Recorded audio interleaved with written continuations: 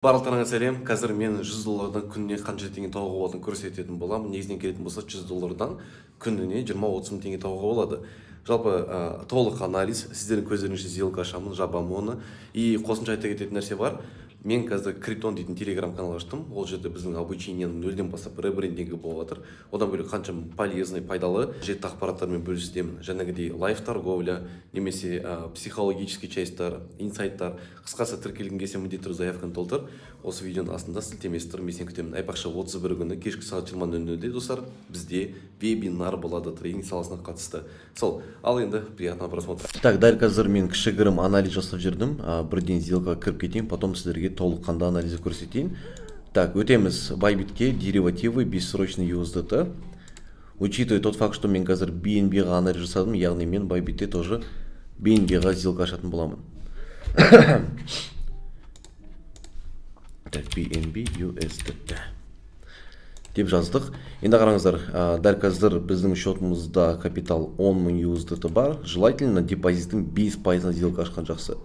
То есть, получается, менің случайымда ол 500 доллар. Если депозит үлкен болса, егер депозит кішкентай болса, там 100 доллар, 200 доллар, онда көбірек суммаға кіре беруге болып ойлаймын, потому что аз табыс тапсаңыз, сізге ол как бы ешқандай мотивация болмайды. Я думаю, все это понимают прекрасно. Так, анализ бойынша, в принципе, менде импульс мұнда восходящий болып тұр, 5 минут таймфреймда. Мен баянан қазір қарайтын болсам, Fibonacci мен как раз таки зона интереса жүрміз, зона OTE-да.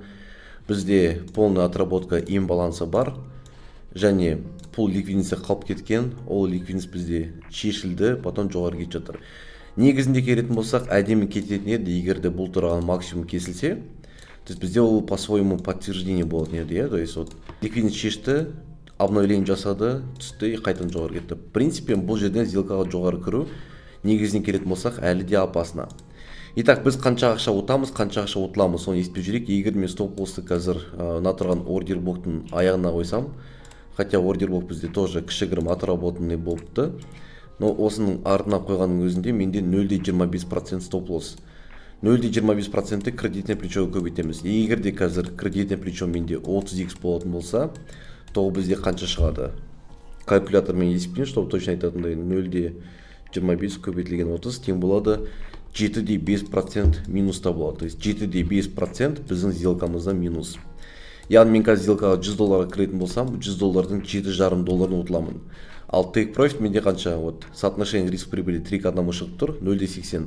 0,80 көбейту жаңағыдей 30 кредитное плечо уже 24%. Яғни 100 доллардан мен бұл жерде плюс 24% табыс көремін, ол яғни 24 доллар.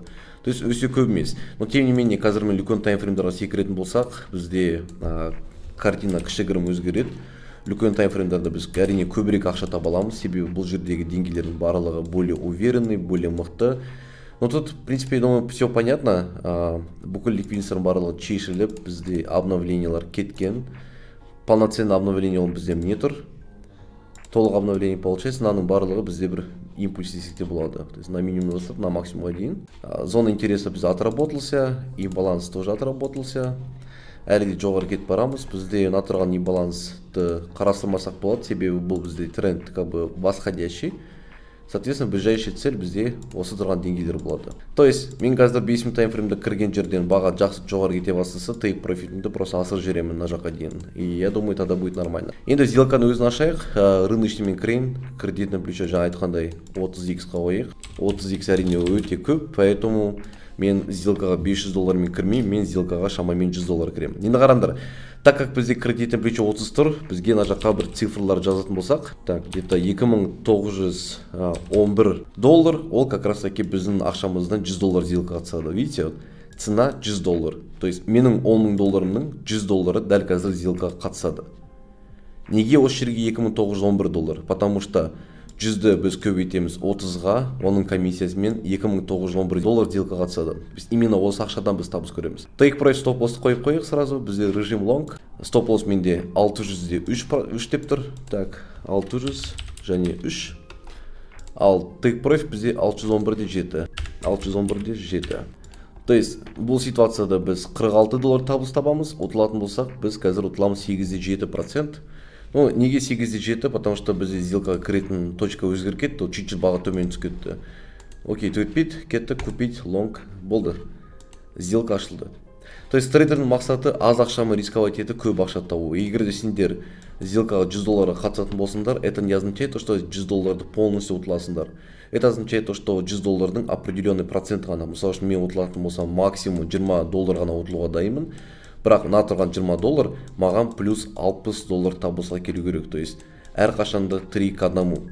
Өздерің ойлаңдар, допустим, біз қазір қарбызды 100 теңгеден сатып алып, оны 200 теңгеге сатқан жақсы ма?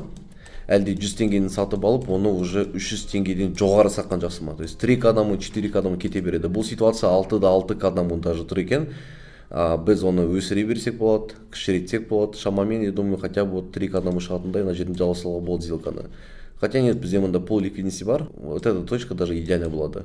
7-8-ге шығып кетуі мүмкін. Так, қазір қадалайық не болатын. Қазірше бізде чуть-чуть минустау тұрмыз. Чуть-чуть қанақ и күту керек болады. Арада біраз уақыт өтті. Біз бағаны осы жерде сіздермен сделка кіргенбіз, стоп лосс мында қойып. Қазіргі таңда обновление максимум бар. Принцип баға керемет өсіп жатыр. Тейк прайсқа әлі уақыт бар.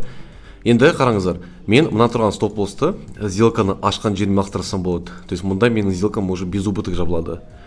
То есть если она еще коснется, то минус болмайды, не плюс болмайды. Или могу стоп лосс на жерге апарып қоюға, чтобы прибыльмен жабылатындай. То есть в данный момент менде $31 табыс бар. $100-дан $30 бір күннің ішінде, я думаю, вполне даже нормальные деньги. Солай достар, осымен лайфстайлы бітті.